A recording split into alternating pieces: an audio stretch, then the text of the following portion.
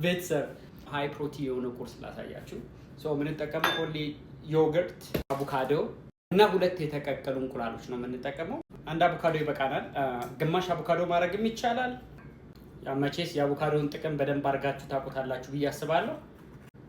አንድ ላይ ከአቮካዶ ጋር ለመቀላቀል እንሞክራለን።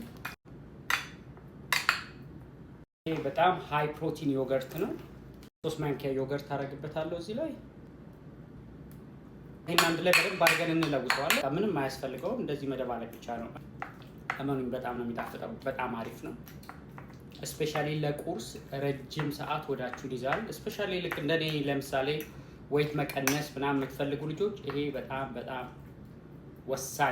ወሳኝ ቶስት ዳቦ ላይ ስታደርጉት እጅግ በጣም ነው የሚጣፍጠው። እኔ ግን ዳቦ መብራት አልፈልግም። ሶ የማደርግበት ምንድን ነው በሳላድ ነው የሚበላው። እንደዚህ አድርጌ መሀሉ ላይ ሳላድ ላይ እንደዚህ እያደረጋችሁ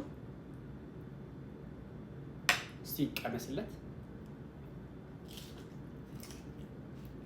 ቤተሰብ የሚገርም ነው የምላችሁ። በጣም ክሪሚ ነው፣ በጣም ይጣፍጣል። እንዴት እንደሚጣፍጥ ቤተሰብ